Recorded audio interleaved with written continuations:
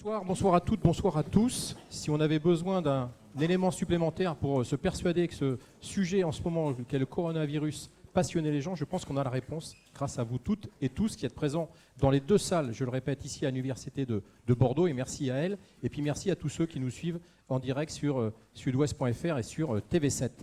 Merci d'être venus si nombreux. On vous le rappelle, c'est un moment qui est volontairement tourné vers le grand public. C'est une demande justement du directeur général du CHU de Bordeaux, que je salue, Yann Bubien, et Christophe Galichon, le directeur des opérations et directeur de la rédaction de Sud-Ouest. Christophe Galichon, pourquoi avoir accepté cette proposition du CHU de Bordeaux ? Bonjour à tous, bienvenue. Écoutez, on a accepté évidemment et on est partie prenante de l'information permanente sur ce sujet-là comme sur d'autres, en essayant de proposer à nos lecteurs une information précise, rigoureuse sur le coronavirus comme sur les autres sujets. On n'est pas là pour brasser les grandes peurs, mais bien pour, encore une fois, être dans la précision, la sérénité et faire en sorte d'aller chercher l'information là où elle est. Donc je remercie Yann Bubien, le professeur Malvy, Michel Lafourcade de l'ARS, de participer à cette table ronde. On va avoir accès, comme on a essayé de le faire ces derniers jours, à une information de première source, puisqu'on a là évidemment les acteurs, et y compris au niveau national. Je crois qu'on a un niveau d'expertise ici qui est remarquable. Donc merci à vous et je vous souhaite une bonne soirée. Merci Christophe. Yann Bubien, alors j'ai envie de dire malheureusement et heureusement, l'actualité nous rattrape. Et quand on a fait ce pari il y a quelques jours seulement de ce débat public, c'est vous qui avez eu effectivement cette belle idée. On ne pensait pas malheureusement que l'Italie serait touchée aussi durement ces derniers temps, et on va en parler avec le professeur qui est à côté de vous. Qu'est-ce qui vous a donné, vous, envie, je le rappelle, nouveau directeur du CHU de Bordeaux, de cette prise de parole grand public ? D'abord, je crois que c'est le rôle d'un centre hospitalier universitaire d'informer la population, d'informer les citoyens, d'expliquer ce qui se passe aujourd'hui en matière de santé en général. Et quand je vous ai rencontré à Sud-Ouest il y a 2 semaines maintenant, je vous ai proposé ce sujet du coronavirus, d'une soirée grand public en centre-ville avec le professeur Malvy, qui est le chef de service de l'unité maladie tropicale et du voyage, avec le directeur général de l'ARS, Michel Lafourcade. En fait, l'idée, c'est vraiment d'informer la population, d'être transparent, de répondre aux questions. En matière de santé, le sujet qui s'imposait, c'est celui du coronavirus, parce qu'on était en plein dedans, c'est de l'actualité. Mais on le verra, tous les mois, on vous proposera, dans la même configuration, un professeur, un médecin du CHU qui viendra vous expliquer un sujet, qui viendra répondre à vos questions sur tous les sujets qui peuvent vous intéresser. Voilà. Et puis le CHU de Bordeaux, on a la chance d'avoir un spécialiste international en la matière. On a reçu le premier patient au CHU qui aujourd'hui est sorti guéri. Et puis c'est une motivation et c'est une mobilisation de toutes les équipes du CHU de Bordeaux. On a une équipe qui est extrêmement bien formée, maladie tropicale et du voyage. On a ouvert évidemment une cellule de crise depuis un mois qui se réunit tous les jours et qui répond au quotidien en fonction de l'actualité et des informations que nous obtenons.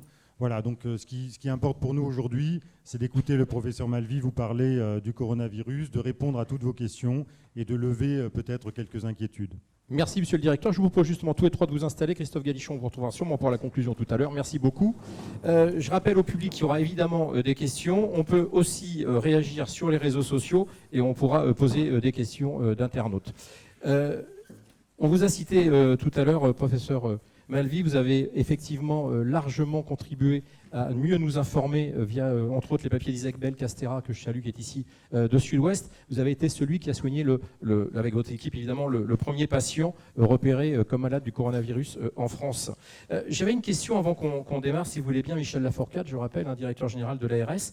Comment on peut prévenir, ce qui est une mission de l'Agence régionale de santé, sans faire frémir, sans effrayer, voire apeurer la population, puisqu'on voit les gens sont très intéressés par ce sujet. J'ai envie de vous faire une réponse expérimentale. Allez-y. Ne pas se préparer à une pandémie ne l'a jamais empêché. Et à l'inverse, s'y préparer ne l'a jamais fait advenir. Donc nous sommes simplement dans cette situation où nous observons que les plus éminents spécialistes de cette maladie et de l'épidémiologie nous disent qu'il y a plusieurs scénarios possibles et ont du mal à indiquer quel est celui qui va se détacher. Donc parmi ces scénarios possibles, il y a effectivement l'hypothèse d'une épidémie. Et donc nous pensons que ce qui est important, c'est que le système de santé se prépare sereinement, à froid, à l'éventualité de cette épidémie. Et puis, chemin faisant, améliore tous les jours sa prestation et la qualité de son offre de service, ce qui, très sincèrement, me semble être le cas dans cette région.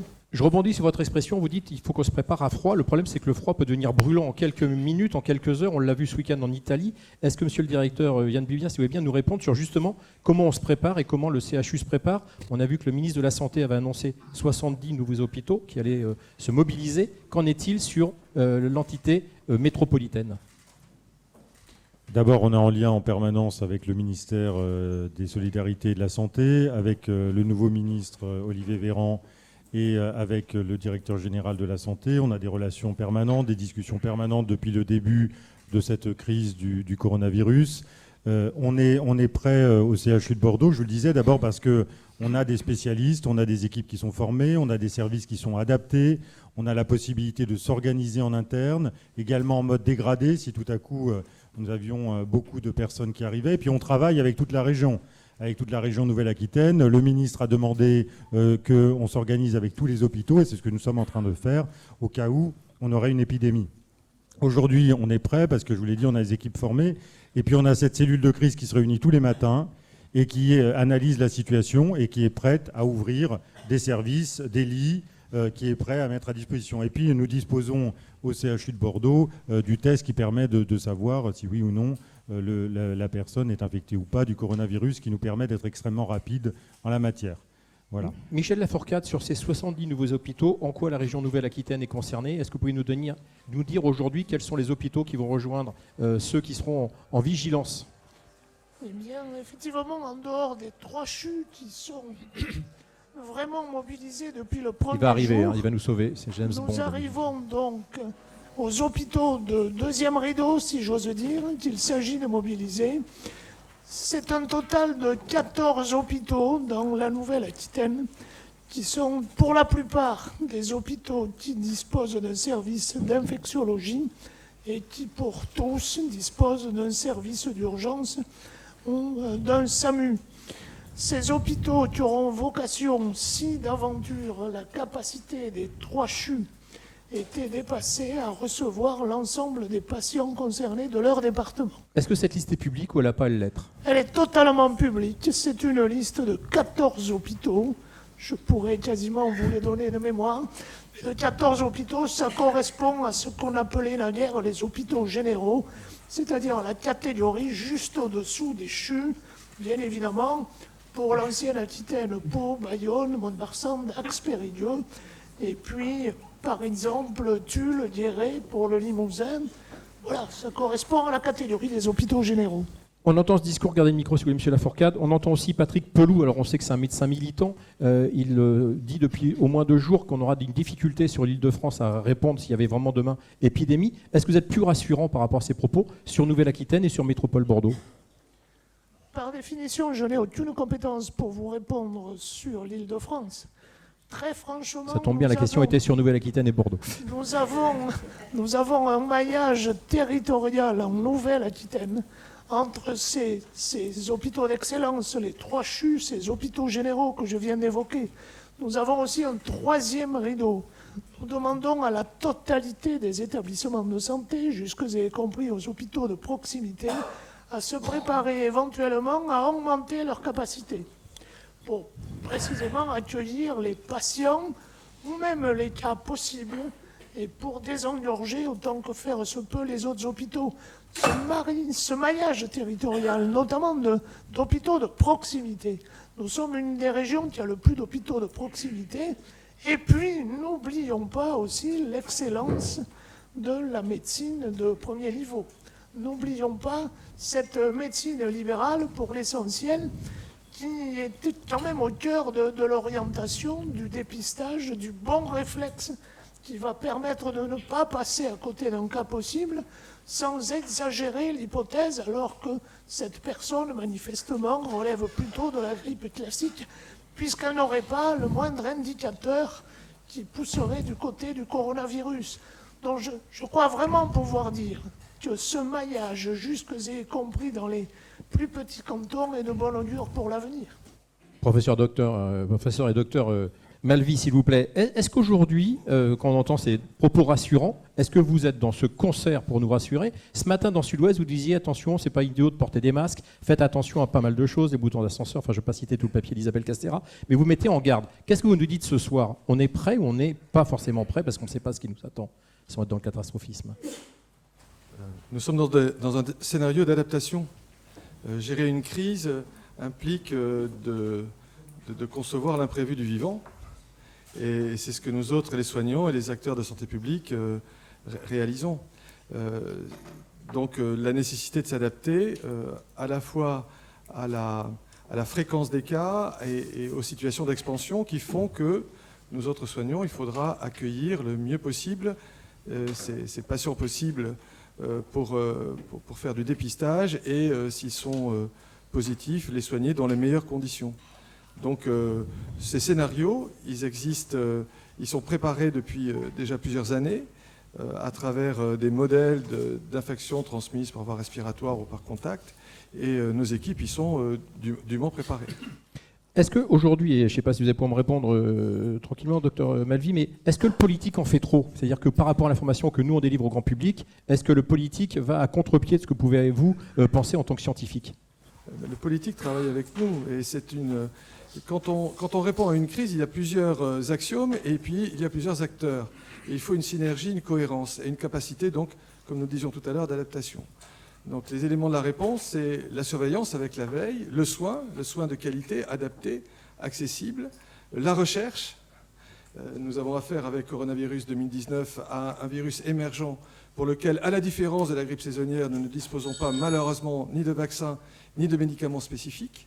Donc il faut aller dans cette direction le plus rapidement possible et le mieux. Et puis la communication, c'est ce que nous faisons ce soir. Et comme partenaire, il y a l'acteur de santé publique avec le décideur politique, il y a les soignants, et il y a en premier l'entité majeure qui est représentée dans cet aéropage, dans cet amphithéâtre, qui sont les citoyens, qui sont les acteurs eux-mêmes de leur propre santé, les usagers de la santé et les garants de la santé. Et dans la réponse à une épidémie, sans une activité citoyenne, active, proactive, offensive, on ne peut rien.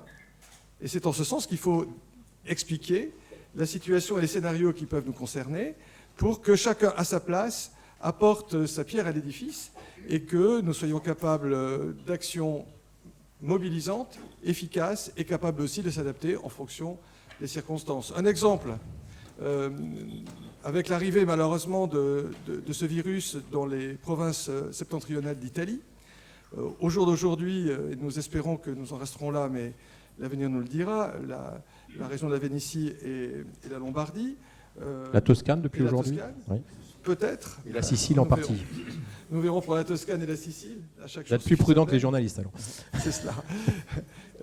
Et bien les voyageurs qui rentrent de ces contrées sont invités de manière volontaire à se manifester et à adopter des attitudes de précaution. Donc rien ne leur est imposé.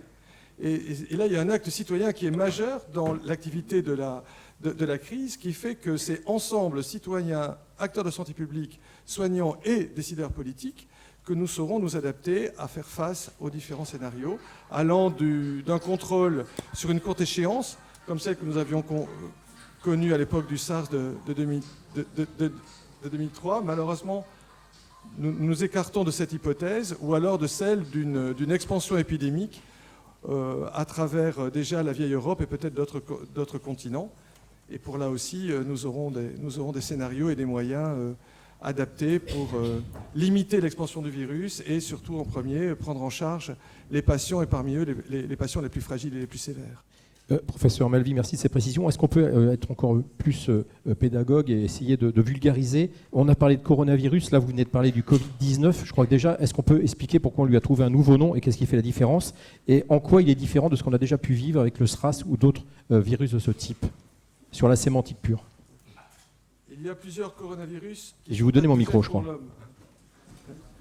Les principaux, historiquement, sont en premier le coronavirus du SRAS, qui a émergé lui aussi en Chine, avec un autre intermédiaire qui était une civette, un animal d'élevage intensif dans les villes des mégapoles d'Asie, et qui était associé à un taux de létalité, de mortalité très élevé, donc un virus très agressif, et qui a été contrôlé assez rapidement en quelques mois. Ensuite est venu le coronavirus rattaché à l'entité qu'on appelle le MERS-CoV, qui est un coronavirus qui circule au Moyen-Orient et dans la péninsule arabique, qui est devenu endémo-épidémique et qui s'exprime encore régulièrement à la faveur notamment des rassemblements humains, notamment des pèlerinages de la Mecque et des différentes fêtes scandant la fréquentation des sanctuaires d'Arabie Saoudite et du Proche-Orient. Et puis, il y a ce troisième coronavirus pathogène pour l'homme, dont on se demandait à qui est-ce qu'il ressemblait, et on s'aperçoit qu'il ne ressemble pas complètement, ni tout à fait, ni à l'un ni à l'autre. Il est capable d'une expansion plus importante que celle du coronavirus du SRAS. Il est moins pathogène que lui. Il semble ressembler à la pathogénie de la grippe saisonnière, c'est-à-dire avec des formes asymptomatiques. Près de 34%, ce n'est pas rien. C'est en même temps faussement rassurant parce qu'une personne asymptomatique ou post-symptomatique peut être porteuse du virus, ce qui rend, par exemple en Italie pour le moment, l'enquête épidémiologique quelque peu difficile. Et il est associé à la survenue de formes sévères dans 20% environ d'entre elles, dont 5% vont être prises en charge dans des unités de réanimation, et avec, un peu comme dans la grippe, des cas sévères qui surviennent chez des personnes sans antécédents, une minorité, et d'autres avec des comorbidités, des facteurs de risque de sévérité, comme le grand âge, les comorbidités cardiovasculaires, le surpoids, l'obésité, tous ces fléaux que l'on rencontre dans tous les continents désormais. Avant de prendre une question plus technique, une question très pratico-pratique, peut-être même qui va faire face à quelques fake news, est-ce que le vaccin contre la grippe aide ou aide pas du tout face à ce coronavirus? Bien sûr qu'il aide, évidemment. Ah. Évidemment, acteur majeur, parce que nous sommes actuellement ici dans la vieille Europe dans une période de pathologie saisonnière. Donc nous sommes en pleine épidémie de grippe saisonnière, entre autres, et je laisse de côté les affections par rhinovirus qui nous empoisonnent dans le quotidien, mais qui ressemblent en tout point à la présentation symptomatique, au moins inaugurale, de l'infection par le coronavirus 2019, Covid-19 en acronyme. Et donc le meilleur moyen pour éviter de se retrouver cas possible alors qu'on est atteint par la grippe saisonnière, c'est d'adopter les mesures de prévention de la grippe saisonnière que nous avons non seulement à disposition, mais qui sont parfaitement efficaces, surtout lorsqu'ils sont additionnés. En premier, on se lave les mains le plus régulièrement possible. Lorsque l'on tousse, on se munit d'un masque chirurgical, pas d'un masque extrêmement sophistiqué. On évite d'emprunter le tram, on évite de se présenter devant des personnes fragiles. Et puis on se fait évidemment vacciner. Et le fait de porter un masque lorsqu'on tousse, qu'on est symptomatique, plus le lavage des mains avec l'usage des solutés hydroalcooliques et du vaccin, ça ne fait pas 1 + 1 + 3 égale 3, mais volontiers 5 ou 6. Donc c'est ensemble, en additionnant des moyens, que l'on arrive déjà à contrôler le diagnostic alternatif le plus fréquent dans une période d'émergence du coronavirus 2019. Donc évidemment, la vaccination contre la grippe saisonnière est un acteur majeur de la réponse à l'épidémie supposée, malheureusement un peu attendue, du Covid-19. C'est clair. Sur le masque, en revanche, j'aimerais bien qu'on y revienne parce qu'on a votre version et évidemment on adhère, mais le ministre de la Santé nous a dit avant-hier soir à la télé que ce n'était pas forcément nécessaire. Ce masque, il marche comment? C'est une question toute bête, mais est-ce que je le mets parce que je sais que je suis potentiellement malade ou est-ce que je peux le mettre même si je n'ai rien pour ne pas recevoir les microbes ou autre chose? Deux types de masques. Et parlez plus près du micro parce que je crois que... Voilà. Deux types de masques. Donc celui qui est disponible dans nos pharmacies et qui est à l'usage du citoyen et qui porte le nom du masque chirurgical, qui est très facile à trouver et à porter sur soi, qui est à porter lorsque l'on est atteint d'une pathologie hivernale, grippale ou rhinocinusiite, et qui évite de postillonner, d'adresser des gouttelettes à son entourage immédiat ou en tout cas de proximité. Ça, c'est le masque à porter lorsque l'on tousse en période hivernale. Et puis, il y a le masque dévolu aux professionnels qui est disposé à leur intention professionnelle de santé dans les établissements de santé, qui est fait pour ceux qui vont s'approcher des cas possibles, par exemple d'une personne symptomatique revenant de Lombardie ou de Chine continentale, et qui va réaliser par exemple les prélèvements qui permettront d'exclure le diagnostic. Donc il faut protéger le soignant, et là il y a des masques plus spécifiques, mais qui n'ont rien à voir avec ceux dont on a besoin dans la population et dans la communauté. Très bien, le premier qui tousse gagne un masque. Alors, pour ce qui est justement de cette façon de lutter, on a deux chiffres aujourd'hui. Soit on parle de 14 jours, soit de 27 jours pour être sûr d'être à l'écart du coronavirus. Quel est le chiffre qu'il faut retenir si justement on rentre d'Italie ou si on a des suspicions? C'est 14 jours. On reste sur les 14 jours. Oui, on oublie les 27. Non, on n'oublie pas le 27, on regarde ce que, jour après jour, les informations épidémiologiques et scientifiques nous procurent, et on voit que l'incubation de l'infection par Covid-19, par coronavirus 19, elle n'a pas une distribution dite gaussienne, vous savez, en cloche. Elle prédomine assez rapidement aux alentours de 5 à 7 jours. Et puis ensuite, il y a une sorte de queue chronologique de risque d'incubation et donc de période en attendant la survenue des symptômes, qui va jusqu'à 12 jours. Alors 12 plus 2 égale 14, parce que 14 égale 2 semaines. Donc 14 jours est un chiffre rond, emblématique, et qui facilite la vie de nos collègues épidémiologistes. Très bien. Sur les symptômes eux-mêmes, est-ce que le moindre rhume peut être un symptôme, ou est-ce qu'il faut vraiment de la toux et de la fièvre?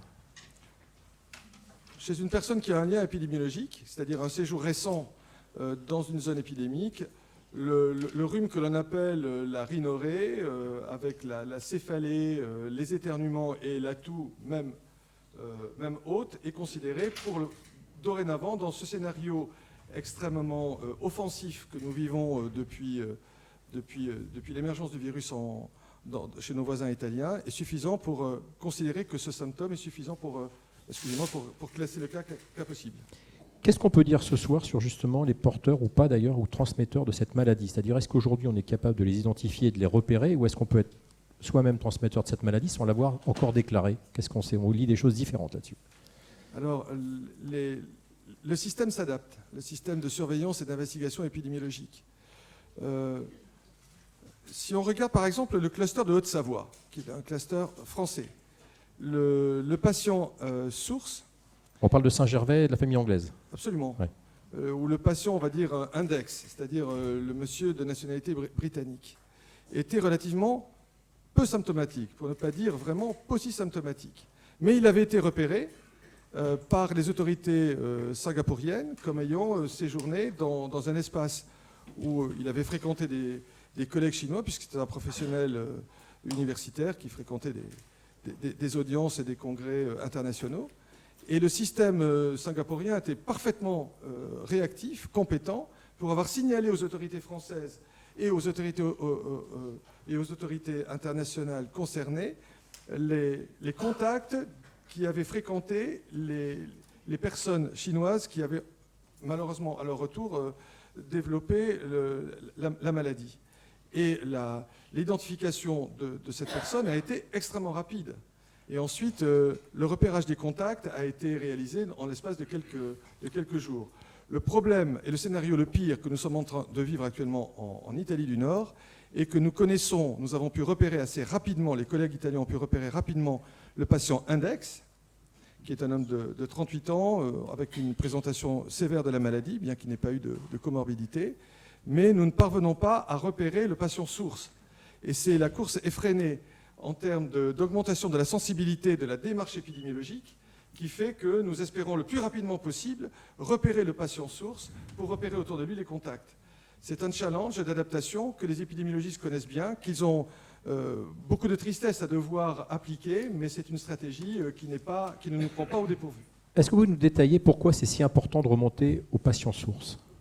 Parce que le patient source est celui autour duquel s'est constitué ce qu'on appelle un cluster de gens qui sont soit asymptomatiques provisoirement, soit qui vont devenir malades et être des gens qui vont exprimer et excréter le virus. Donc, tout patient excréteur doit être repéré, en particulier le patient source.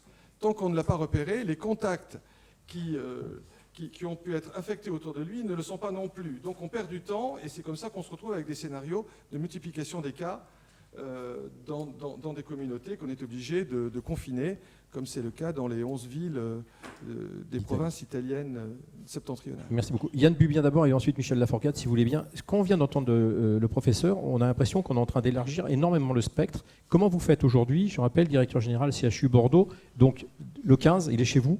Comment fait le 15 pour répondre aujourd'hui? Parce que si on sort de cette conférence, sans affoler personne, on a tous de bonnes raisons de dire à quelqu'un qui a un rhume ou quelque chose, tu devrais peut-être appeler le 15. Donc est-ce que vous l'avez déjà vérifié ce week-end avec, on va dire, l'envolée du nombre de cas en Italie? Et comment vous répondez? Non, on va affoler personne. C'est pas du tout l'idée aujourd'hui. C'est d'informer. C'est pas d'affoler. Aujourd'hui, nous n'avons pas de cas. On a une dizaine de cas potentiels par jour et à chaque fois, pour l'instant, en tout cas, ils se sont révélés négatifs. Donc voilà. Et le seul patient que nous avons eu est sorti guéri du service du professeur Malvy. Nous sommes organisés. Effectivement, il faut appeler le 15. C'est le SAMU de Bordeaux. Oui. Le SAMU est prêt à répondre. On augmente évidemment les effectifs pour pouvoir y répondre et il faut suivre les consignes du SAMU. Il ne faut pas se rendre au service des urgences. Il faut suivre ce que dit le SAMU si on vient d'une des régions qui a été évoquée précédemment. Et puis je vous l'ai dit, chaque jour, on réadapte notre offre de soins au CHU de Bordeaux. Hier, en cellule de crise, on a décidé d'ouvrir une unité ambulatoire suite aux demandes du ministre de la Santé, Olivier Véran, qui a demandé à tout le monde de s'organiser. Donc nous avons ouvert toute une aile du CHU en unité ambulatoire pour pouvoir accueillir les patients. Donc chaque jour, on s'adaptera. Si l'épidémie arrive dans notre région, bien entendu, nous adapterons les moyens au quotidien pour y répondre. On a vu qu'au niveau national, je veux bien garder un peu le micro, on va le passer après à M. Fourcade, on est en train de développer en grand nombre la possibilité de faire des tests. Combien de tests sont réalisés aujourd'hui à Bordeaux et quel est le potentiel? Environ 20 tests sont réalisés au quotidien au CHU et nos capacités ne sont pas limitées. Et qui a le droit au test, j'ai envie de dire? À quel moment on fait un test? On fait un test lorsque, ayant séjourné dans une région où le virus circule, une zone épidémique, soit que l'on revient directement de cette dernière, soit que de manière citoyenne, on a adopté les mesures de précaution de rester à son domicile ou de dégrader ses activités professionnelles et que l'on se protège et que l'on protège son entourage avec le port de masque pendant 14 jours et que l'on devient symptomatique, c'est-à-dire la survenue d'une fièvre, d'un fébricule que l'on se met à tousser. À ce moment-là, on appelle le 15, donc le SAMU, et le SAMU rentre en contact avec des praticiens hospitaliers de mon équipe qui vont classer ou ne pas classer, mais vraisemblablement classer compte tenu de l'extrême sensibilité de la définition des cas, cette personne comme un cas possible. Et s'il est en bonne forme, c'est la plupart d'ailleurs des cas possibles et puis même des cas confirmés, c'est une maladie qui n'est vulnérante que sur une fraction limitée des personnes infectées. Les personnes viennent au CHU par leurs propres moyens, en évitant de prendre le tram. Évidemment, on évite les transports en commun.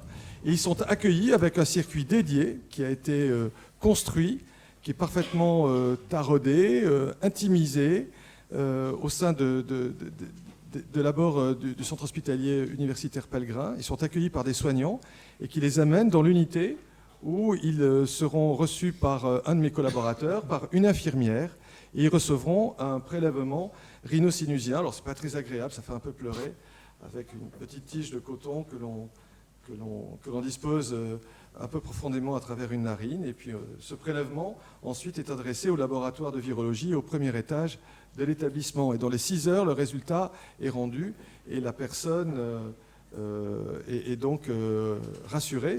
Nous sommes là pour faire du screening, comme on dit en anglais, du dépistage, pour donc exclure des cas avec une définition très large, pour ne passer à côté de aucun cas confirmé dans un contexte où on veut empêcher le virus d'arriver sur le territoire d'Europe occidentale. Et pendant ces 6 heures, vous gardez le patient au CHU où il repart? Il peut repartir chez lui s'il est en bonne forme et qu'il est accompagné, rassuré, avec des informations. Il rentre masqué chez lui et il attend que l'infirmière ou un de mes collaborateurs l'appelle pour lui communiquer son résultat. Alors, justement, sur ce dépistage et sur ces cas, on a l'impression aujourd'hui qu'il y a un mea culpa en Italie, puisqu'on se compare beaucoup en ce moment en France à l'Italie. Le Premier ministre a dit ce matin qu'il y avait eu des attitudes pas appropriées. Est-ce que vous pouvez nous en parler, professeur, et Michel Laforcade ensuite, pour dire comment la France ferait peut-être différemment? Est-ce que vous êtes attentif et que vous savez que vous êtes attentif? Oui, et évidemment, l'Italie du Nord, curieusement, est un pays d'un civisme historique remarquable. Donc, et d'un niveau de système de santé qui est tout à fait remarquable. Je connais personnellement deux collègues infectiologues, un qui maintenant fait de l'épidémiologie, de l'autre toujours dans la clinique, et qui s'occupent des risques épidémiques, qui eux-mêmes sont très interrogés sur les moyens qui ont été déployés avant la crise italienne et au jour d'aujourd'hui. L'Italie, par exemple, avait été le premier pays à fermer ses frontières aériennes avec la Chine. Bon, ça n'a pas suffi.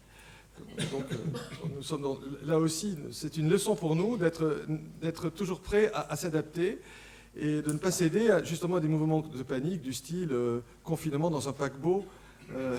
Ça, c'est le meilleur moyen. C'est un modèle quasi expérimental pour être sûr que si l'on y rentre en bonne forme, on sortira peut-être asymptomatique mais porteur de virus. Alors, nous sommes en Italie, malheureusement, avec la situation la plus difficile pour eux, enfin pour eux et pour nous, parce que nous sommes en Europe. Et nous sommes avec eux, et c'est avec eux que nous allons avancer. Mais avec des zones dont on a pu repérer ce qu'on appelle la qualification d'un foyer d'émergence. Donc il y a au moins 2 foyers, peut-être un 3e, qui maintenant sont bien circonscrits. Et en attendant que les chaînes de transmission occultes aient pu être repérées, donc les contacts approchés, et les phénomènes de transmission circonscrits, eh bien, on fait une circonscription un peu coercitive, c'est-à-dire ce qu'on appelle une mise en quarantaine spatiale dans lesquelles les personnes ne sont pas mises en prison. Ils sont invités à rester à leur domicile, ils ne sont pas non plus affamés, et avec une collaboration, là aussi, une émulation citoyenne entre les acteurs de santé et puis une population qui adhère. J'ai des amis italiens qui sont navrés de ce qui leur arrive, mais qui adhèrent aux mesures et à la nécessité même d'assumer des mesures qui vont s'adapter et qui peuvent même devenir plus sévères.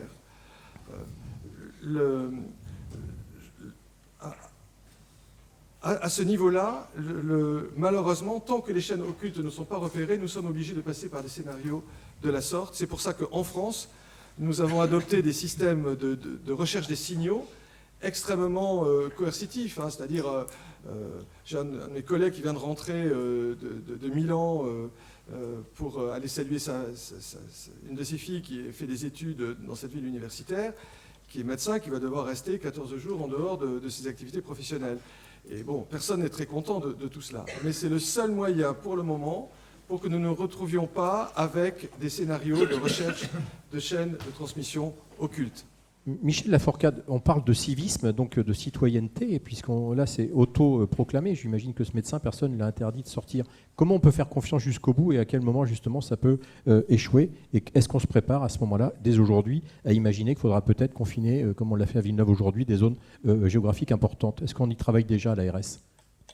Bien sûr que nous y réfléchissons et bien sûr que nous agissons, hein, puisque pour ne parler que des enfants de l'école élémentaire, des jeunes des collèges et des lycées, nous avons eu bien sûr plusieurs cas déjà de jeunes qui revenaient de voyage en Chine et désormais maintenant en Italie, à qui nous avons proposé via l'éducation nationale et le rectorat ce type de confinement à domicile pendant 14 jours.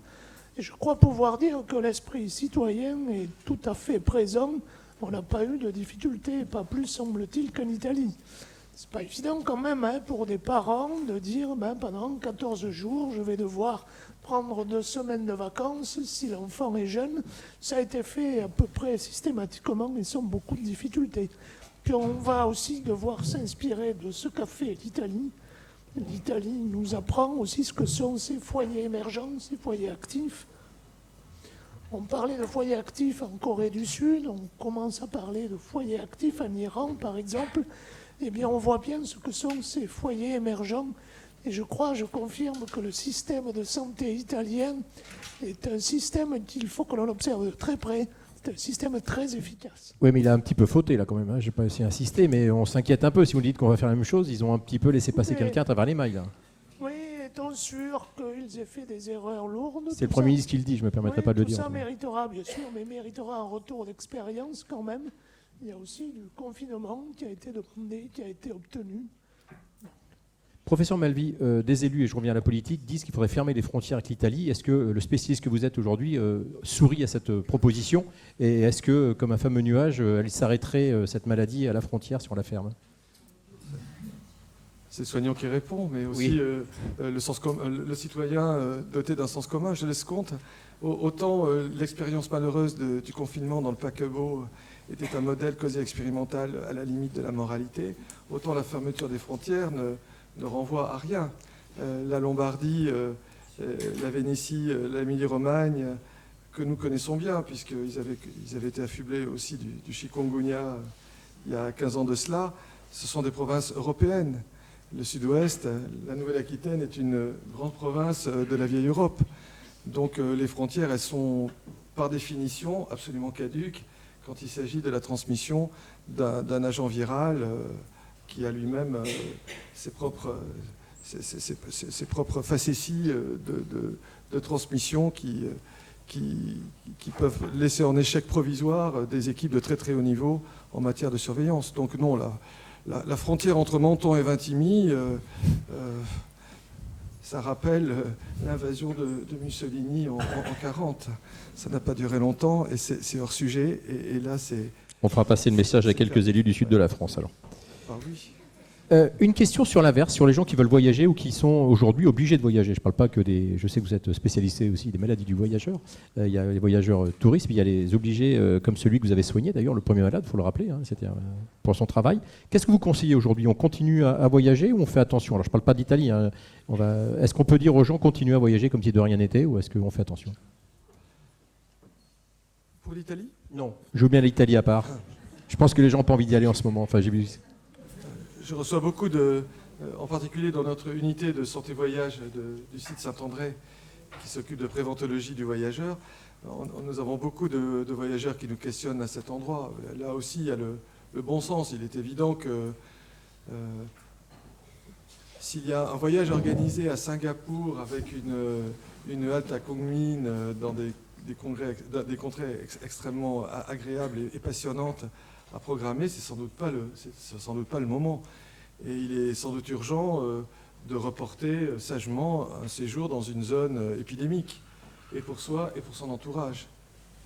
Alors en parlant de zone épidémique, il y a un mystère en ce moment qu'on n'arrive pas à éclaircir, et je vois que beaucoup de journalistes se posent la question. Si on met l'Égypte à part, on dit qu'il n'y a pas de cas en ce moment en Afrique, ce continent qui est juste immense. Est-ce que vous nous dites aujourd'hui c'est une réalité, ou est-ce que vous doutez et que c'est justement qu'on n'a pas encore pu déceler les cas?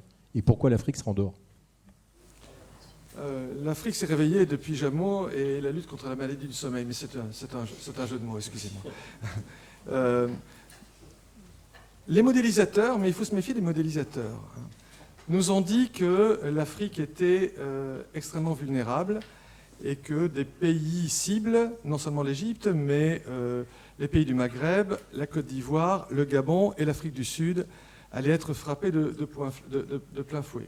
Alors, la modélisation, c'est intéressant comme discipline scientifique parce qu'elle apporte des plaidoyers pour ébranler la conscience des donateurs, de ce qu'on appelle en anglais les stakeholders. Après, chaque continent a son propre génie et son propre mystère. Les modélisations qui ont été faites sur la grippe saisonnière, parce que finalement, nous sommes quand même dans des similitudes en termes de transmission, en termes de vulnérabilité, n'ont jamais pu étayer ce pourquoi le continent africain semblait apparemment protégé des grandes expansions des virus influenza.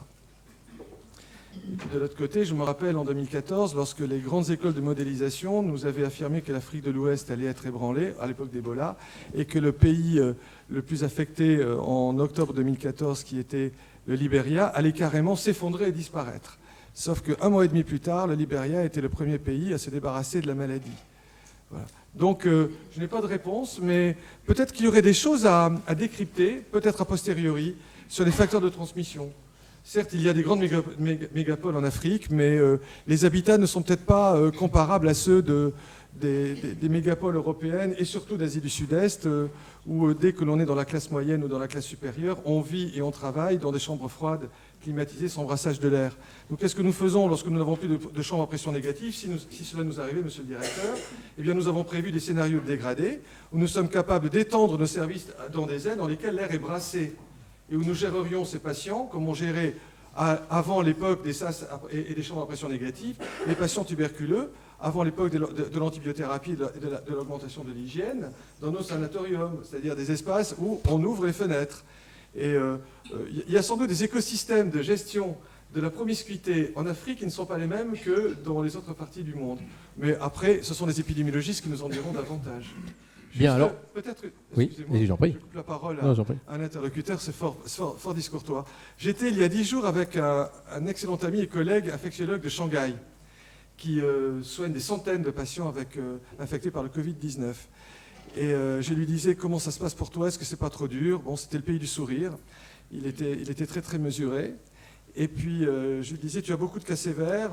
Oui, des personnes âgées, sans doute, des diabétiques, des gens en surpoids, des gens avec des pathologies cardiovasculaires, évidemment. Des gens qui sont indemnes de comorbidité, il y en a aussi.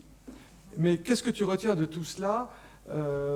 Et il m'a dit, tu sais, avec cette crise, j'ai découvert quelque chose d'extraordinaire. Il a près de 48 ans. Il me dit, j'ai découvert que dans ma ville, à Shanghai, on pouvait vivre avec le ciel bleu.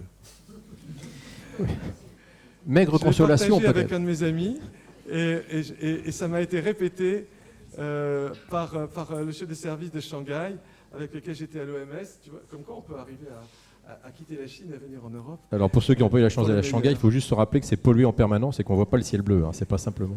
Et mon collègue Daniel a eu la même expérience. Donc il serait peut-être temps qu'un jour, quand on dit qu'il y a des comorbidités facilitantes, mais bon, moi je ne suis pas soignant, mais les épidémiologistes qui sont des gens de la science de la curiosité et qui sont des tintas détectives de la médecine, pourraient par exemple se pencher sur qu'est-ce qu'on appelle une comorbidité dans des espaces de pollution extrême et remarquables, comme ceux de villes dans lesquelles les gens doivent attendre 48 ans une crise majeure pour s'apercevoir qu'on peut voir le soleil. Bien, alors essayez de finir sur une autre note d'espoir et on va donner la parole à la salle aussitôt. J'ai d'ailleurs une question qui arrivait par SMS, mais ça triche, c'est un confrère qui me l'a envoyée, mais elle est importante. Qu'est-ce qu'on peut dire aujourd'hui de la recherche sur le vaccin? Vous qui avez en plus soigné le premier malade en France, est-ce que ça vous aide aujourd'hui à mieux travailler avec vos collègues? Et qu'est-ce qu'on peut dire? Est-ce qu'on peut fixer un calendrier? Est-ce que ça serait vraiment hasardeux? Qu'est-ce qu'on peut dire au grand public par rapport à cette solution qu'on attend tous, j'ai envie de dire? La recherche spécifique sur le vaccin spécifique du coronavirus 19, elle est en cours. Nous ne l'aurons pas dans les mois à venir, malheureusement, même si c'est un virus qui ne semble pas muter de manière aussi vicieuse et rapide que les virus influenza, que les virus de la grippe. Et nous en aurions besoin parce que ces vaccins, une fois de plus, sont capables d'offrir un certain degré de protection individuelle et surtout de diminuer le portage individuel et donc d'offrir une protection communautaire. S'agissant des médicaments, il y a une recherche des médicaments spécifiques à ce virus, puisque malheureusement les médicaments de la grippe ne sont pas actifs. Mais il y a une recherche qui est en cours sur le territoire chinois et même à l'international à propos de médicaments requalifiés d'autres indications, des médicaments administrés dans le cadre de l'infection par le VIH-Sida, la vieille chloroquine, les antimalaries qui ont des activités antivirales, on le savait, mais aussi modulatrices de la réponse de l'hôte, de l'humain, sont actuellement considérés avec beaucoup d'attention. L'usage, le recours citoyen, civique, de plasma de convalescence, ce sont ce qu'on appelle les immunothérapies, c'est-à-dire on accueille un patient qui a guéri de l'infection par Covid-19, on mesure le taux d'anticorps, ou on présume, on arrive à estimer son taux d'anticorps circulant dans le sang, sachant que les tests pour le moment sont en train seulement d'être mis sur le marché, mais on peut arriver à savoir s'il y a des gros producteurs d'anticorps et des producteurs moins intéressants. On prélève du plasma et on l'administre à des patients, en particulier fragiles, pour faciliter la constitution de l'immunité personnelle lors d'une infection. Donc beaucoup de pistes sont envisagées dans le cadre d'essais thérapeutiques qui sont inaugurés en Chine et qui pourraient être déployés dans le cadre de l'émulation et la coordination internationale sous l'égide de l'OMS, qui font que tous les efforts, c'est comme pour la surveillance, sont déclinés au niveau local, national, européen et international, tous unis dans un monde globalisé, face aux imprévus du vivant et à la gestion de l'incertitude. Alors justement, sur la chloroquine, je vais le citer, c'est Pascal Rabillet qui est plutôt sur l'économie, mais qui est en train de travailler sur un sujet sur les conséquences justement du coronavirus sur l'économie. Il m'envoie un tweet du professeur Didier Raoult, que vous connaissez, qui annonce qu'en Chine, le traitement in vitro à la chloroquine s'avère efficace, et il met virus, fin de partie. Alors, qu'est-ce que vous répondez justement, puisque vous avez cité la chloroquine, et voilà ce qui vient d'être tweeté sur cette piste qui semble pour lui salvatrice. Oui, en sachant que la carte n'étant pas toujours le territoire, c'est une expression qui m'est un peu favorite, ce que l'on voit quelquefois in vitro peut nous apporter soit des grands espoirs, soit d'immenses déceptions dès que l'on passe chez l'humain. Et on a besoin de modèles animaux et de passer de la table de laboratoire, de l'in vitro à l'humain, impose aussi du temps et un peu d'argent à travers des modèles animaux pour savoir si un candidat qui est très prometteur in vitro va rester un candidat plausible pour être, en termes de tolérance et d'efficacité présumée, déployé dans des essais thérapeutiques. Et la chloroquine peut-être, peut-être pas. Moi, personnellement, je la connais bien parce que je suis tropicaliste et je l'ai prescrite pendant des années, en tout cas des médicaments de cette famille. C'est un médicament en plus qui a une activité sur la réponse de l'hôte, sur la réaction inflammatoire, qui fait une grande partie de la gravité de la maladie pour les infortunés cas sévères. Peut-être seule, peut-être en combinaison, avec des antiviraux spécifiques. En tout cas, elle fait partie des candidats plausibles actuellement évaluables et évalués. Il y a un peu de prudence, on a bien entendu. Merci beaucoup pour franchement cette démonstration, ces explications. Ce n'est que le début puisqu'on l'avait promis. Des questions avec la salle. Je vous propose que vous leviez simplement la main et qu'on fasse circuler le micro. J'imagine qu'il y a beaucoup de questions. On va faire circuler les micros. Bonjour, donc moi je suis Émilie Cancel. Donc je viens en ma qualité de chef de projet européen dans un institut FLE et agence de mobilité internationale. Et nous, on va recevoir beaucoup d'Italiens, donc de la région Lombardie-Vénétie. Donc on voulait connaître les modalités à adopter, savoir si on peut toujours les recevoir, savoir qu'est-ce qu'on fait, parce que vous parliez donc des 14 jours. Est-ce qu'il faut qu'on leur oblige de rester chez eux pendant 14 jours ou quelles sont les modalités en fait à adapter par rapport à ça?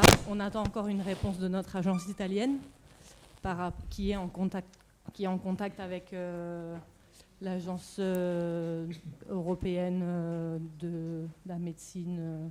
Je me rappelle plus. Bon, en tout cas, on a bien compris la question. Voilà. Est-ce qu'ils peuvent venir ou pas? Allez-y. Voilà. La question est, est-ce qu'il faut qu'ils restent chez eux encore 14 jours avant de venir chez nous? Micro. À partir du moment où ils arrivent ici, est-ce qu'ils peuvent commencer à travailler ou quelles sont les modalités à adopter? Est-ce qu'on... Voilà. Par rapport à leur arrivée, ils sont censés arriver samedi. Ils sont là? Non, ils doivent arriver samedi. Alors là, tout le monde va sortir. Leur université d'origine est pleinement d'accord avec vous pour les laisser partir, pour que vous les accueilliez? Pour l'instant, on ne sait pas, on n'a pas eu de réponse de la part des autorités italiennes. On attend. Bon, les autorités italiennes vont se positionner, vont se déterminer.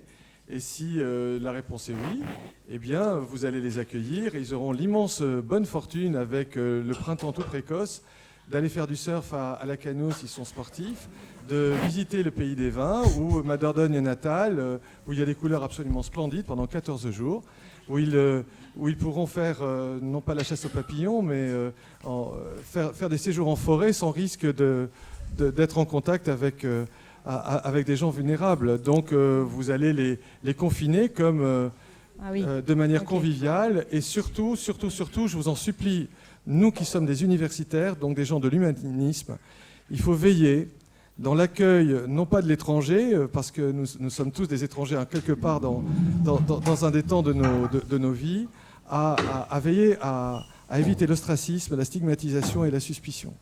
C'est un enjeu civique majeur pour nous autres qui ne sommes pas encore en zone et en période épidémique, de faire œuvre d'accueil éclairé, bienveillant, factuel.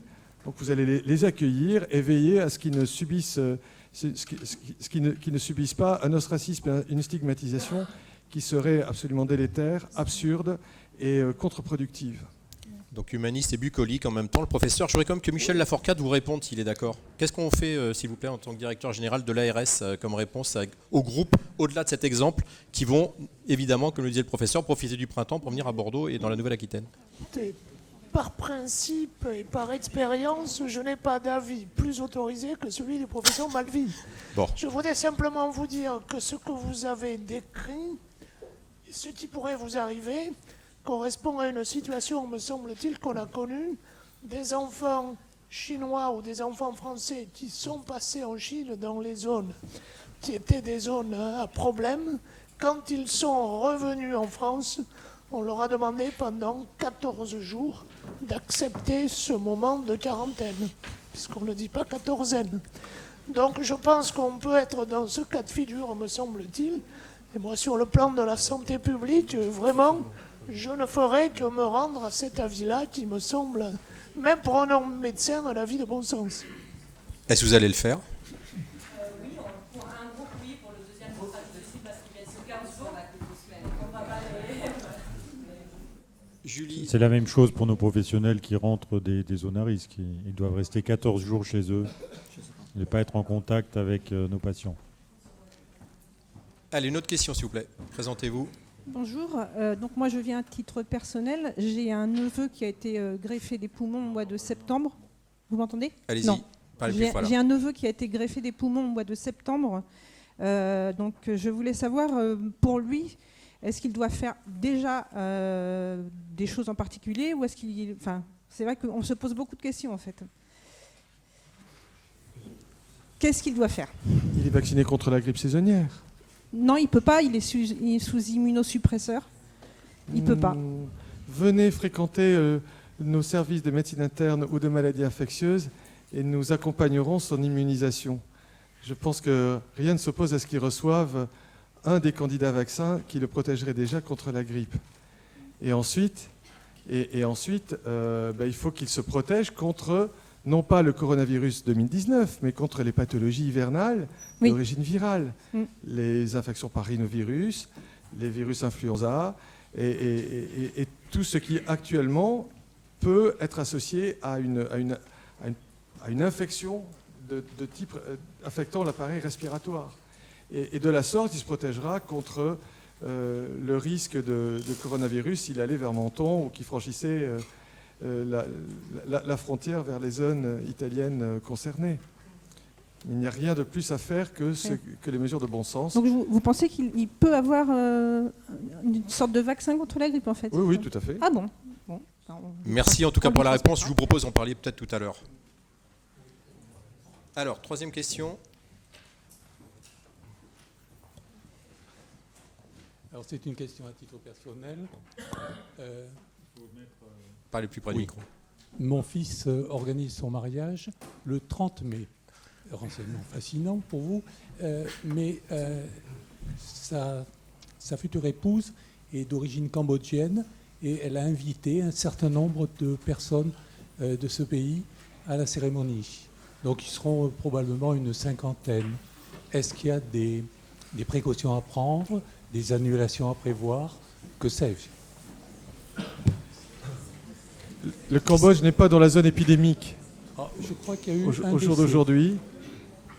Et je ne sais pas si les structures sanitaires du Cambodge sont équivalentes à celles de la France pour le repérage des cas de coronavirus. Et néanmoins, entre le mois de février et le mois de mai, il y a quelques semaines à passer pendant lesquelles nous en saurons davantage sur cette épidémie et sur la manière dont elle aura diffusé ou au contraire aura été contrôlée. Donc pour le moment, ne décommandez pas vos invités. Bon. Donc il peut garder sa future épouse. Je vous remercie, c'est une bonne nouvelle.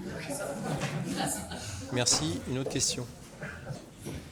Juste Michel Laforcade, pendant qu'on va chercher autre question. On parle beaucoup là de réunions de famille, de fêtes de printemps.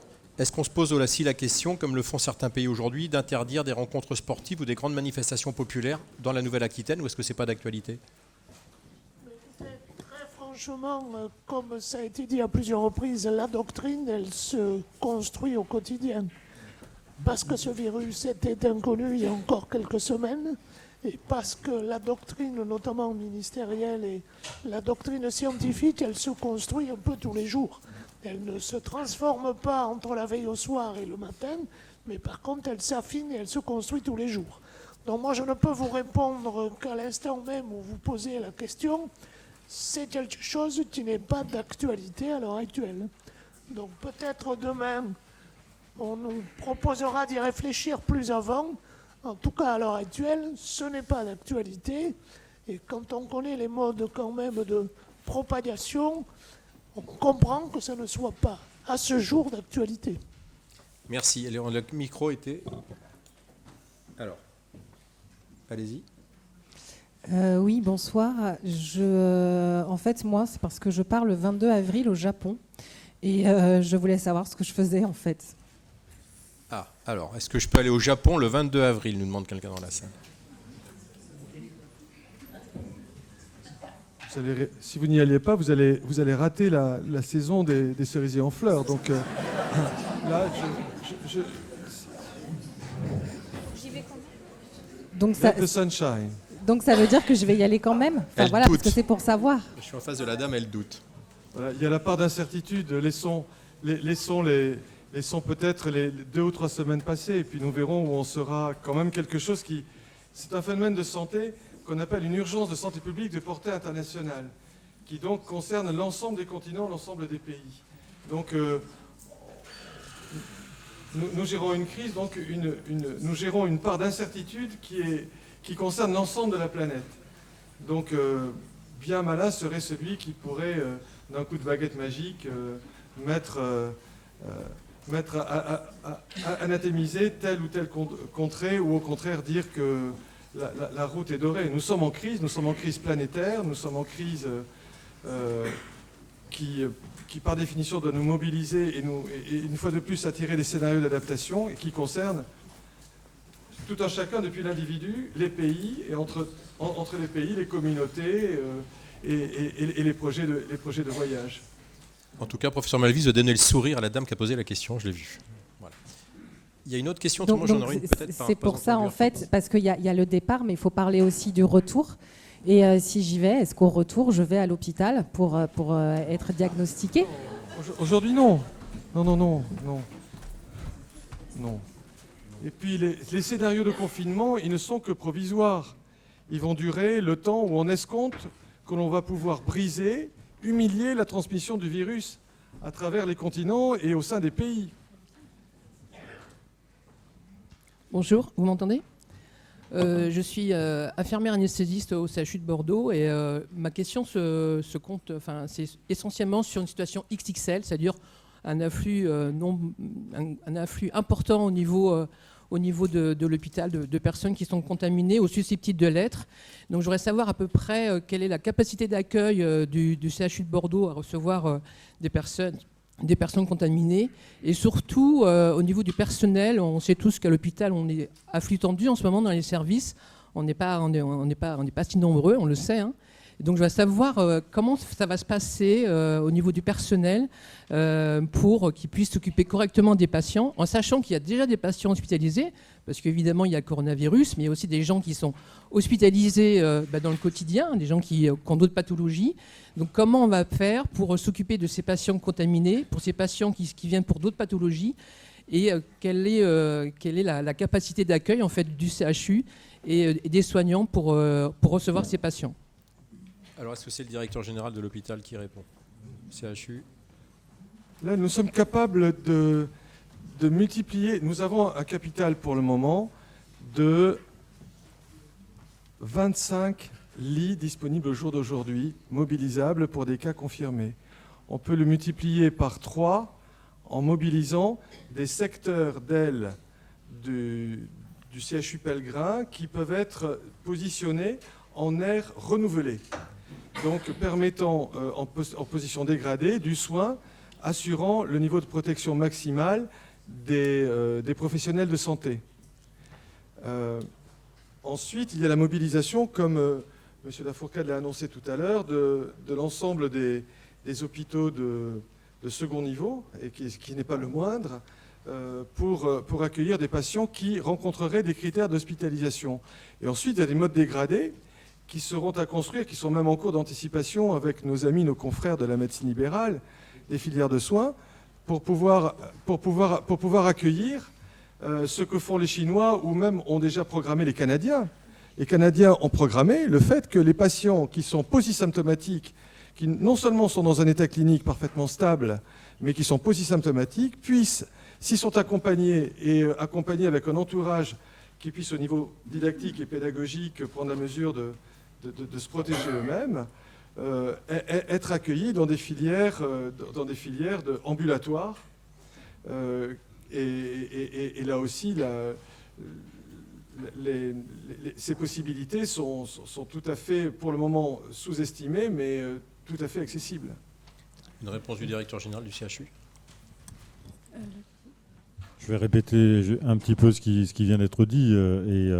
Les hospitaliers, en tout cas, ils connaissent bien ces situations de crise. S'il y avait situation de crise, puisque je le rappelle, aujourd'hui, nous n'avons aucun patient hospitalisé en raison du coronavirus. En revanche, on a d'autres patients hospitalisés, évidemment, au CHU.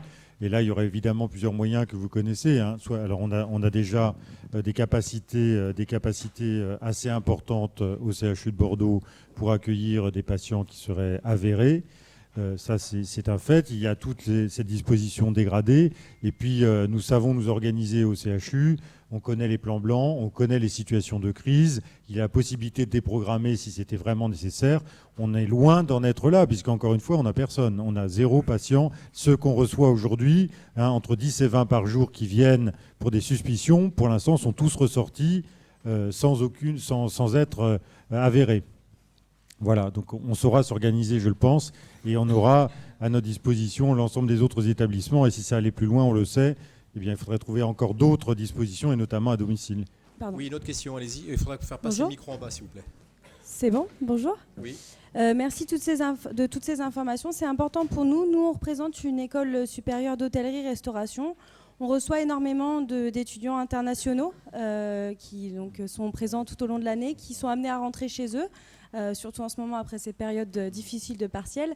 Là, on a des étudiants qui sont rentrés. On a une étudiante actuellement qui revient de Milan, donc dimanche, qui, elle, du coup, me dit, elle a eu la gentillesse et du coup le civisme de nous prévenir en nous disant, voilà, moi je reviens de Milan, qu'est-ce que vous comptez faire de moi ?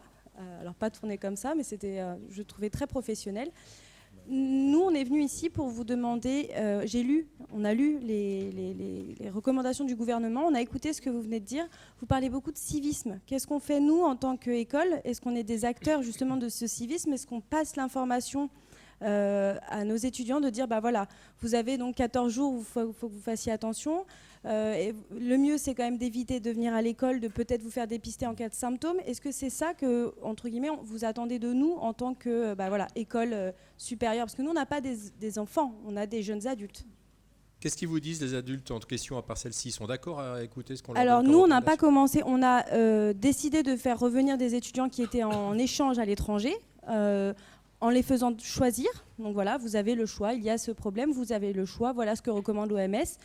En tant qu'établissement, on suit les recommandations de l'OMS et du gouvernement. On n'a pas d'autres informations qui nous arrivent. On joue sur le civisme. Est-ce qu'on a des retours des étudiants ? Pas énormément, mais ils ne sont pas forcément tous concernés, ils ne sont pas tous civiques, clairement. Donc qu'est-ce qu'on fait, nous ? Alors, M. Lafourcade va vous répondre et M. Malvy, je crois.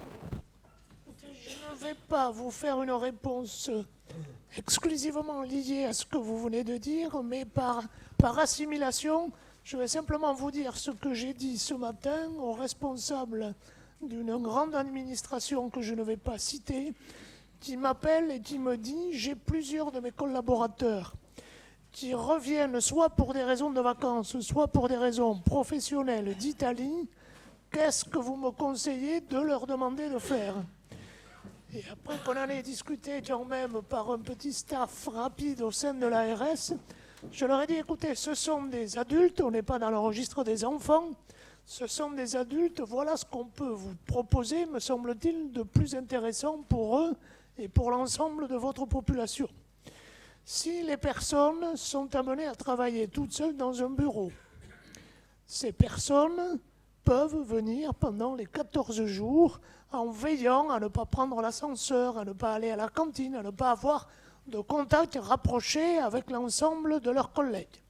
Si ce n'est pas le cas, il est vivement conseillé que les personnes fassent du télétravail et restent à domicile, si elles peuvent le faire. Si elles ne peuvent pas faire de télétravail, il est vivement conseillé effectivement qu'elles respectent ces 14 jours. Et je pense que ce type de réponse faite pour des adultes travaillant dans une administration me semble a priori valable pour la structure que vous représentez, que vous avez évoquée. Oui, absolument. Vous servez de levier et d'intermédiaire. Oui. Puis vous leur dites que si elles deviennent symptomatiques, elles appellent le 15. Le message s'est passé pour le 15 ce soir. Il y avait une question, premier rang. Donc Nicolas Brugère, je suis médecin, je suis aussi élu à la ville de Bordeaux et en charge de la santé. Donc le civisme, c'est d'abord ne pas appliquer la photo de Sud-Ouest de ce matin, c'est-à-dire se précipiter dans les grandes surfaces pour remplir les congélateurs. C'est en Italie, je crois. C'est de ne pas se précipiter chez les pharmaciens pour aller chercher des masques. Les masques, il faut les laisser pour les personnes qui en auront besoin. Et c'est d'appliquer les consignes, comme ça a été dit à plusieurs reprises. Et je crois vraiment que c'est notre société sait être civique, et il faut que les uns les autres, on se transmette ce message de ne pas paniquer. Ne pas paniquer, c'est déjà du civisme. Ne pas faire passer la panique vers les autres, c'est déjà du civisme. La deuxième chose, le civisme aussi, c'est par exemple, au centre 15 ce matin, il y avait 40 minutes et 53 secondes d'attente à un moment donné. 50 minutes d'attente. Ça veut dire que le civisme, c'est accepter d'attendre, mais aussi accepter que les réponses soient courtes et qu'on ne passe pas un long temps au téléphone. Il y a beaucoup de personnes qui passent des longs temps au téléphone parce qu'elles considèrent que la réponse qui les concerne est importante. Voilà aussi ce que c'est le civisme. La question du médecin généraliste que je suis et qui est représentant aussi de l'Union régionale des médecins libéraux, la médecine générale en mode dégradé, de la médecine en mode dégradé, ça ne me plaît pas beaucoup. Je préférais qu'on dise de la médecine de premier recours.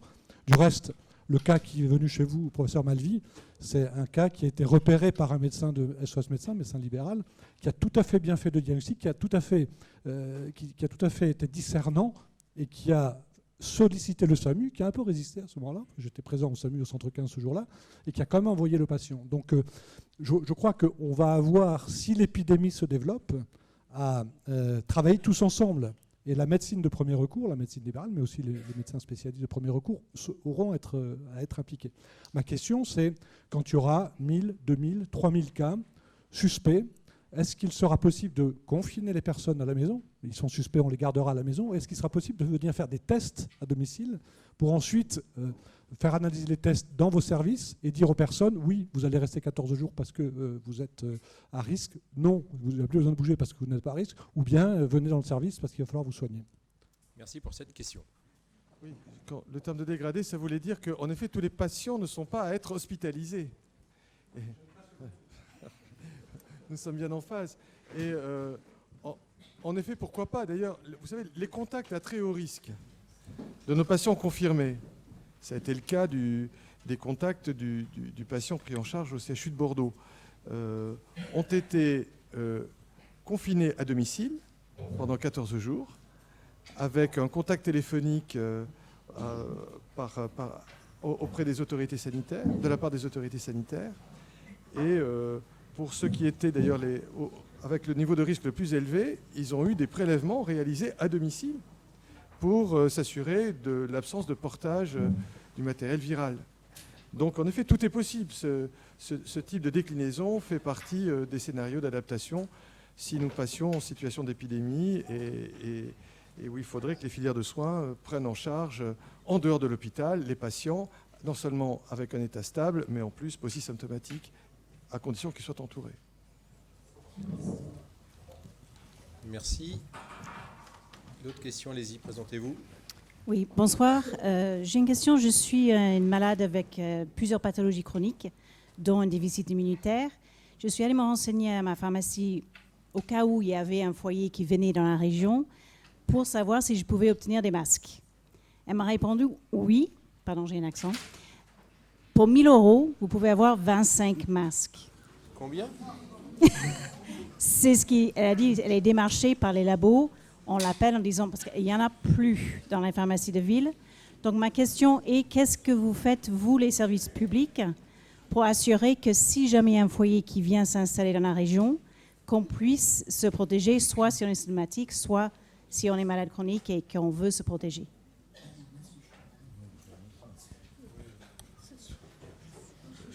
Alors moi, je peux apporter mon témoignage de parents qui a acheté des masques récemment. Je ne les ai pas payés ce prix-là. Mais voilà. Oui.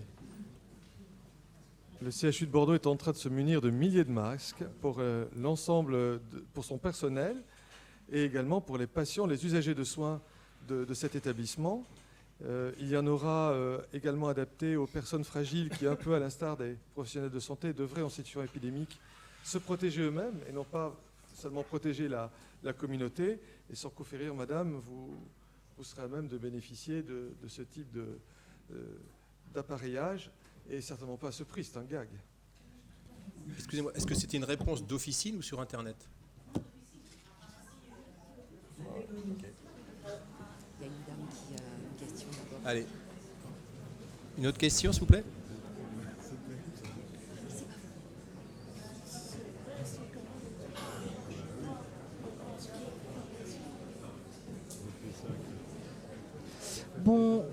Bonjour à tous, merci de nous avoir accueillis. J'ai une première question. S'il vous plaît, merci.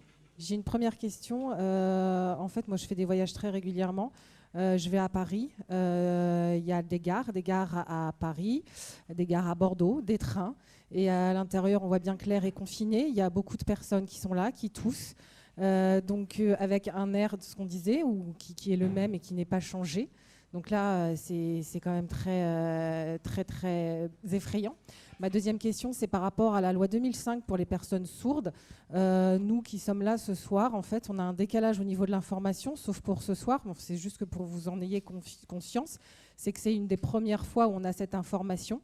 Donc, est-ce que si un jour il se passe quoi que ce soit, on pourrait avoir des informations, des sous-titres qui arriveraient, je ne sais pas, dans les aéroports, dans les gares, pour nous dire ce qui se passe? Voilà. Donc, merci et merci aussi ce soir d'avoir fait venir des interprètes pour qu'on puisse avoir le message. Et puis, merci de me répondre par rapport au train. Alors, on a eu le tram tout à l'heure par le professeur. Est-ce que Michel Laforcade veut répondre sur ce qu'on pourra faire en matière d'information? Écoutez, je veux quand même vous rappeler ce qui a été dit en préambule tout à l'heure, que nous avons depuis ce soir au total 14 cas confirmés dans notre pays. Ce qui veut dire que, très franchement, je pense qu'on peut continuer à monter dans un transport en commun sans avoir une frousse inconsidérée.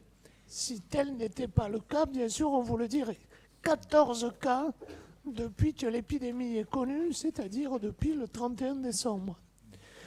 Ceci étant, votre question est toujours intéressante. Je vous dis simplement ce que l'on fait à l'heure actuelle pour aller rechercher les cas contacts qui sont liés à la présence d'une personne qui serait un cas avéré, qui est un cas avéré et qui aurait pris des transports publics. Ce qu'on appelle un cas contact, c'est une personne se trouvant à proximité de la personne atteinte. Quand on dit à proximité, c'est dans une distance inférieure à 1,50 m et qui est resté en contact pendant au moins 20 minutes. Ce qui veut dire quand même qu'a priori, quels que soient les systèmes d'aération, vous n'avez pas trop d'inquiétude à avoir si une personne elle-même contaminée se trouvait dans le wagon suivant. Donc j'ai presque envie de dire, encore une fois n'étant pas médecin, que de simples règles de bon sens. Si je suis à ma place, qu'une personne à côté de moi se met à tousser comme une perdue, elle peut avoir effectivement une maladie hivernale tout à fait classique. Il n'est peut-être pas exclu qu'elle ait le coronavirus, peut-être que le bon sens amène à déménager. Dans le cas qui a été évoqué par le docteur Brugère tout à l'heure, nous avions des gens dans le cabinet d'attente des médecins qui ont eu un bon réflexe. 2-3 personnes que l'on a contactées puisqu'on savait qu'elles étaient dans ce cabinet médical en même temps que la personne concernée, qui nous ont dit, écoutez, j'ai vu ce monsieur qui toussait abondamment, j'ai déménagé, je me suis mis à l'autre bout de la salle d'attente. Ce genre de réflexe peut paraître innocent, c'est pour le coup, me semble-t-il, un réflexe de bon sens. Donc encore une fois, 14 cas reconnus dans notre pays, donc je pense qu'on peut continuer à prendre pour l'instant les transports en commun sans avoir une peur inconsidérée.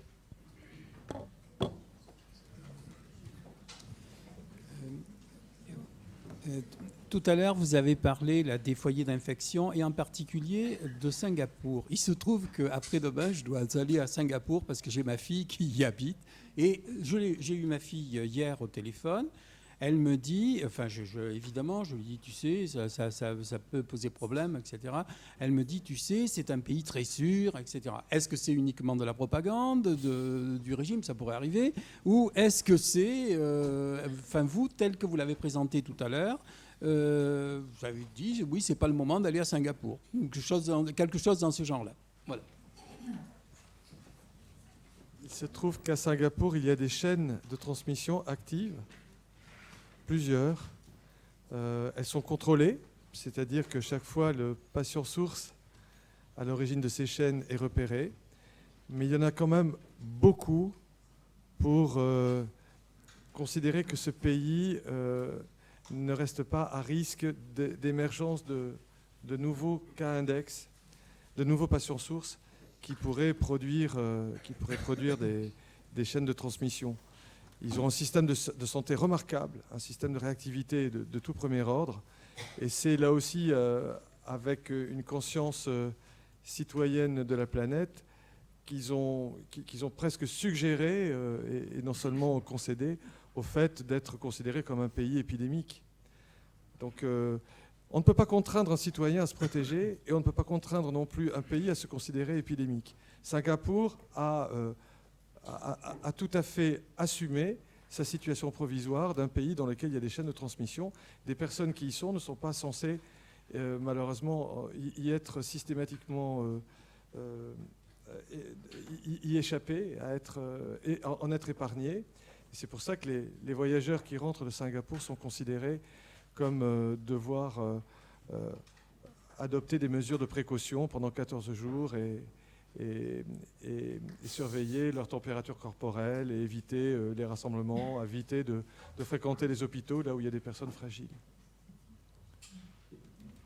Ça vous inspire quoi? Comme la dame tout à l'heure. Tout le monde. Ah. Dans des vacances ou du télétravail. Bien. Oui, une question sur Monte-l'Allée, s'il vous plaît. Merci. Je voudrais poser une question concernant mon fils et mon petit-fils qui viennent de rentrer de Lombardie il y a 7 jours et ma belle-fille qui doit accoucher à peu près dans 15 jours. Donc mon petit-fils ne va pas à l'école, mon fils reste avec lui.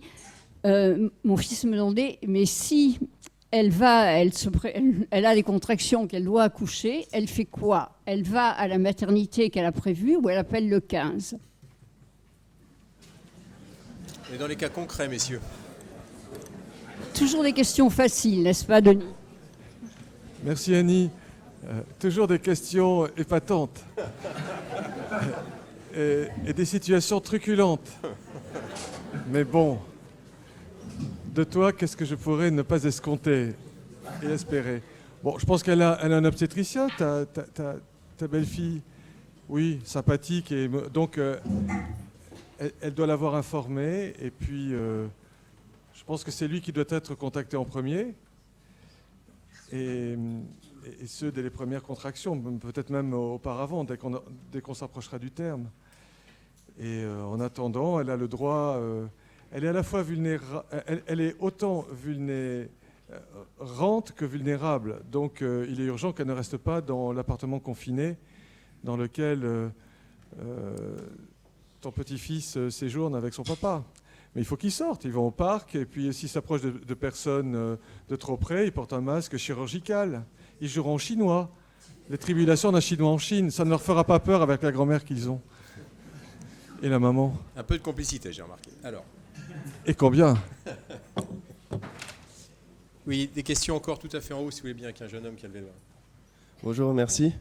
Et j'ai une question. Devons-nous considérer les soignants qui travaillent au CHU tous les jours comme une population à risque? Avez-vous pris des mesures pour les protéger? Quelles sont-elles? Et voilà. Vous êtes vous-même soignant, c'est ça? Je suis étudiant. D'accord. Les soignants qui sont informés, qui sont vaccinés contre la grippe saisonnière, évidemment. Il acquiesce. Comme de bien entendu, ne sont pas les pires en termes de risque de transmission. Lorsque nous nous approchons même d'un patient confirmé, ce qui a été notre cas, eh bien, nous nous munissons du niveau maximum de protection. Donc nous avons une personne dont on sait qu'elle est peut-être excrétrice à un moment donné de sa prise en charge dans un établissement donné. Et donc le niveau de risque d'acquisition de l'agent viral, il tend vers 0, parce que nous adoptons le maximum précisément de protection individuelle, de ce qu'on appelle les mesures barrières, des mesures de barrières optimisées. Alors après, les équipes qui prennent en charge les patients à risque, que l'on appelle à risque épidémique et biologique, elles sont entraînées pour précisément exercer leur métier dans des conditions de protection maximale.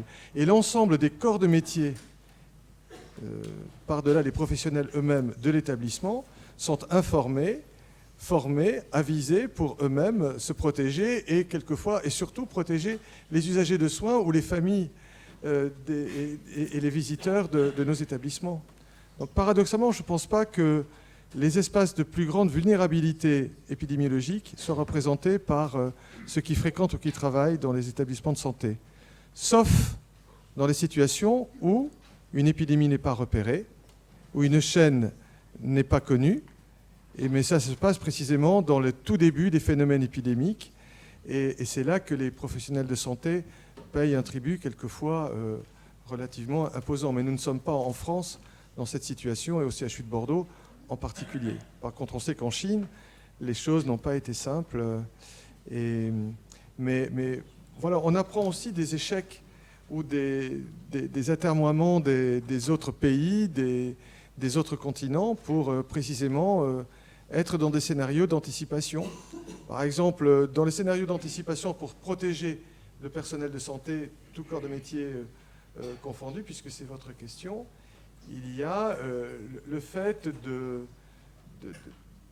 repérer des signes d'un usager de soins qui présenterait un état clinique, un état individuel particulier, atypique, associé à l'interrogatoire une notion toute simple d'un voyage.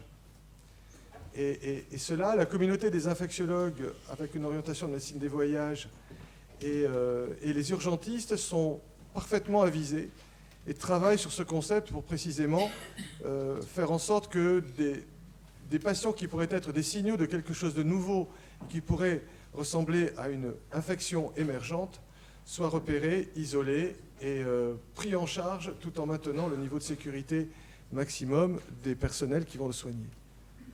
Yann Bubien, vous voulez compléter peut-être? Pas grand-chose à ajouter à ce que vient de dire le professeur Malvy. Simplement, on a informé immédiatement tous les personnels du CHU de Bordeaux. On a à disposition évidemment tout le matériel nécessaire, dont les masques, les solutions hydroalcooliques, et on répète les gestes barrières en permanence.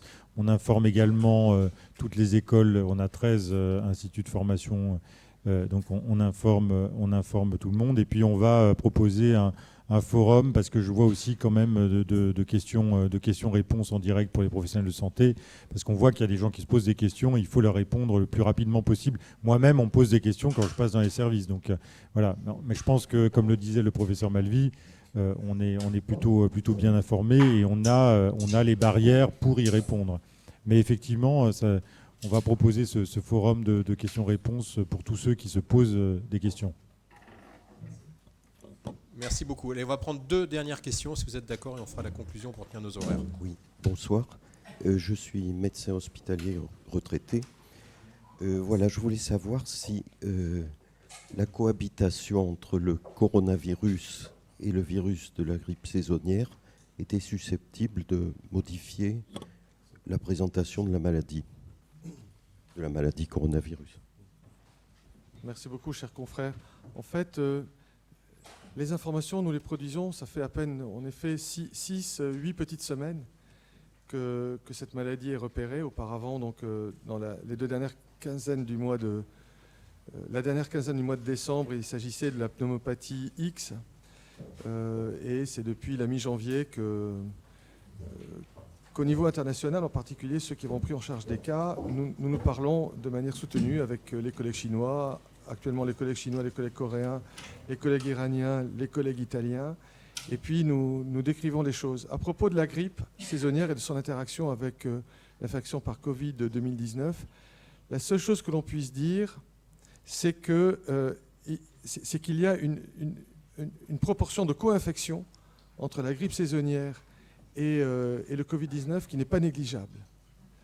Donc un diagnostic, par exemple, virologique chez un patient qui serait investigué d'une grippe n'exclut pas, malheureusement, surtout s'il y a un lien épidémiologique fort, une infection par Covid-19.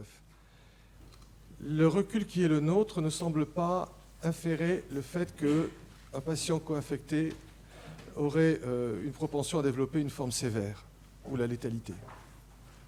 Dans l'état actuel de nos données, en sachant que les Chinois commencent à partager leurs informations, mais que tout n'est pas simple, mais qu'ils commencent quand même à publier un certain nombre de leurs séries, au moins au niveau observationnel, et qu'au niveau international, nous sommes à près de 2000 cas en dehors de la Chine, et que nous partageons, que nous évaluons, que nous confrontons, tant du point de vue de la présentation que de la prise en charge de supports spécifiques. Et que pour le moment, donc, co-infection fréquente possible, près de 20% dans certains contextes. Facteur de risque de sévérité non établi à ce jour. Merci. On va dire que c'est la dernière... avant-dernière question, allez, on prend la dernière après. Alors, on remonte, s'il vous plaît. Merci. Bonsoir. Je Allez, suis plus près. infirmière libérale. Je suis Allez, plus infirmière libérale sur Mérignac. Et je vous pose une question par rapport, donc vous avez dit qu'il y avait 1000 masques à peu près qui allaient être distribués pour les professionnels de santé du CHU. Et qu'est-ce qu'il en est pour les professions libérales comme nous, les sages-femmes, etc. Parce que là, il y a de nombreuses personnes sur les réseaux sociaux, comme il y a des groupes infirmiers. Ce matin, j'ai lu un infirmier qui disait « Un patient a explicitement demandé que lorsqu'on rentre chez lui, il lui faut un masque, il faut qu'on rentre avec les masques et les gants. » Et sachant qu'un masque, la durée de vie d'un masque chirurgical, c'est 3 heures, comment fait-on pour nous, sachant que là, sur les sites internet, il n'y a plus de masques, ils sont tous en rupture de stock. Comment nous, on fait pour travailler si, par exemple, on doit avoir besoin d'utiliser le masque pour des patients susceptibles d'être fiévreux. Enfin, on peut nous aussi détecter, pas que les médecins généralistes. Il en reste à Pessac à 1000 €, je plaisante. Oui, tout à fait. Mais bon, c'est la question. Alors, attendez, excusez-moi, on va répondre sur la partie masque et aussi sur les gants, parce qu'on n'a pas parlé des gants, effectivement. C'est des questions qui est arrivée aussi dans la journée. Sur la disponibilité des masques, il n'y a que des solutions. Enfin, nos agences vont prodiguer les quantités et quantités adaptées. Une fois de plus, dans la situation que vous décrivez, si votre patient tousse, c'est à lui à porter le masque, et pas à vous. Voilà, un masque chirurgical pour vous protéger. Parce qu'il faut aussi que lorsqu'on est, même les autres soignants, qu'on devient usager du soin, il faut protéger nos professionnels. Voilà, c'est ce qu'il faut lui adresser. C'est son éducation d'usager du soin et de prestataire auprès de vous. Michel Laforcade. Oui, simplement en complément. En complément, je suis un peu étonné de ce que vous avez dit tout à l'heure, madame. Je ne savais pas que débutait un marché noir des masques.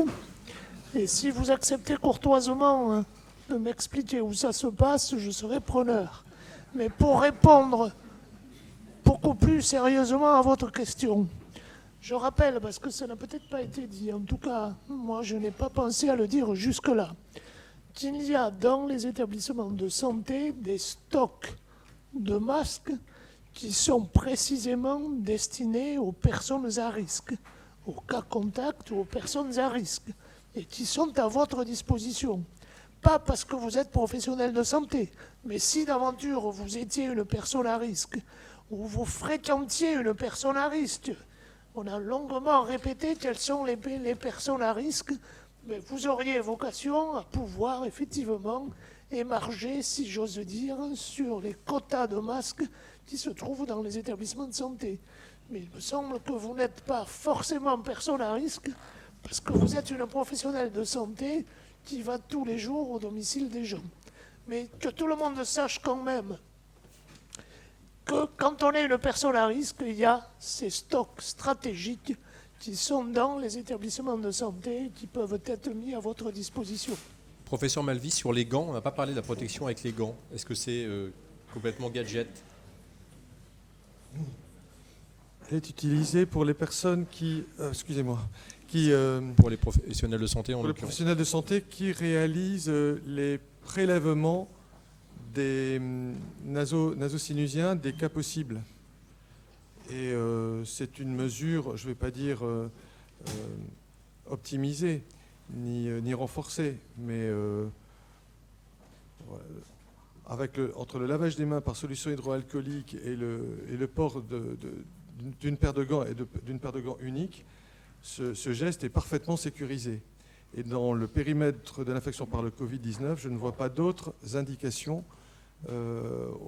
au port de gants. Merci. Cette dernière question, je propose que Christophe Galichon rejoigne nos trois invités et qu'on les applaudisse très chaleureusement pour le temps qu'ils ont donné et les questions qu'ils ont apportées. Si vous voulez bien vous mettre debout pour la fin, voilà.